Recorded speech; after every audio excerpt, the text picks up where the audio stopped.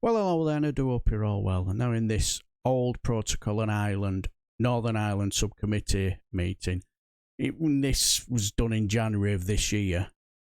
The reason why I decided to do something on this, because, while Liz Truss is threatening to trigger Article 16, again, to look tough and strong for the gammons, while hiding in the fridge from Nick Robinson, I noticed this meeting was full of experts. And the thing is, I've noticed with you guys, is you actually love our experts, and you also love these committee meetings. So, if this is what you want, I will endeavour to grant. For me, I could make funny videos of Jacob Rees-Mogg, but I've noticed after a while you have had enough of him, and I need to realise that this channel isn't for me, if you know what I mean. But in here, Barron Hain, wanted to ask Professor Catherine Barnard to basically explain the CJEU's role in the protocol, with some sub-questions as well. And, sorry for Barron Hain, sounding like he's fallen down a well. It's quite distressing. Lord Hain, who asked the first question. Over to you, Peter. Thank you very much, Michael, and welcome everybody, and thank you for your time in giving evidence to us. Can you, perhaps beginning with Professor Barnard, with Catherine, can you explain the Court of Justice of the European Union's role in relation to the protocol? And then I have two sub-questions. The first one is, in what circumstances and how frequently would you expect the CJEU to be involved in issues pertaining to the protocol? I ask because there's a whole issue about sovereignty and a great deal of fuss made about that, both from the government and from its supporters. But in practical terms, what difference will it, how frequently will the CJEU actually be involved in your view? So perhaps if I could start with you, Catherine, thank you. Well, thank you very much for your question. My name is Catherine Barnard. I'm Professor of EU Law and Employment Law at the University of Cambridge. So in answer to your direct question, the Court of Justice is involved in respect to Northern Ireland Protocol in probably three ways.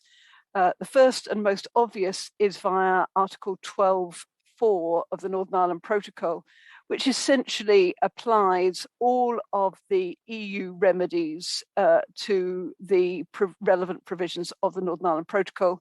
And by that I mean the possibility of Northern Ireland courts making references to the Court of Justice under Article 267, the Commission bringing enforcement proceedings against the UK in respect of breaches under the Northern Ireland Protocol, and thirdly, the possibility of firms in Northern Ireland challenging EU provisions. So that is under Article 12.4 of the Northern Ireland Protocol. But unfortunately, it's more complicated than that, because also under Article 131 of the Withdrawal Agreement, that gives the Commission the power to start enforcement proceedings in respect of any breaches committed by the UK under the transition period. And then thirdly, there is still a role for Part 6 of the Withdrawal Agreement, and that is the general dispute resolution mechanism. And in summary, that general dispute resolution mechanism has two limbs. Limb 1 is a political mechanism, consultation to try and resolve the problem. And then limb 2, if the political vehicle doesn't sort it out, the matter goes to an arbitration panel. And that arbitration panel has the power, and indeed must, refer matters to the Court of Justice if a point of EU law is at stake. So in fact, it's a combination of these provisions which apply in respect of Northern Ireland and in respect of any breaches under the protocol. So that's quite a long answer to your question, but it's hopefully a complete one. In answer to the second part of your question about how often will it be used, In fact, these provisions have already been invoked, although no procedure has been taken through to completion. Just to remind you, as you'll recall, when the UK unilaterally extended the grace periods under the Northern Ireland Protocol, 2 of those procedures were engaged. The general procedures, the Commission started enforcement proceedings against the UK using the powers under Article 12.4, and the EU also started proceedings and under the General Dispute Resolution Mechanism for a breach of the duty of good faith. So that was the first time they were invoked. Those proceedings are now on hold. And then secondly, the Commission started proceedings under, we think, the powers under Article 131, when the UK started to make amendments to the Internal Market Bill. Now, when the UK decided no longer to make those changes, which were reneging on some of the commitments of the Northern Ireland Protocol, those proceedings will stop. My final point, if I may, and then I really will be quiet, is to say that, in fact, the number of cases brought by the Commission was relatively high if you go back to 2016, the time of the referendum, although the UK was at the low end compared to other states. 28 proceedings were brought by the Commission against the UK in 2016, but only half of those had anything to do with the single market issue. And I think most importantly, there's been a very interesting recent publication by Daniel Kellerman that says actually the Commission has really backed down on using those enforcement proceedings and brings proceedings now on average against the member state only 2 or 3 times a year. So although 2 proceedings have been started by the EU against the UK, not brought to completion, in fact, going forward, if things stabilise, we don't expect many proceedings to be brought directly by the Commission. Thank you. That was extremely clear. Just one point: the arbitration panel.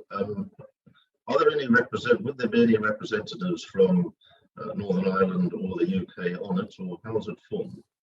Yes, the panel's already been drawn up, or at least a list of members have already been drawn up. And these are experts from all fields. I'm afraid I haven't checked whether there is a Northern Ireland member, but there are certainly distinguished members, certainly from Great Britain, of which, for example, Patrick Elias, Court of Appeal judge, is one. Thank you. The reason why I like this bit was because Professor Catherine Barnard was clear, concise, and clearly knew what she was talking about, unlike the walking oxymoron, kowtowing James Cleverly. Yeah, we saw our James Cleverly, get tied up in knots with Lord Thomas, if I remember rightly, about kowtowing to the DUP. No, that was hilarious. Also trying to defend the indefensible. That was funny.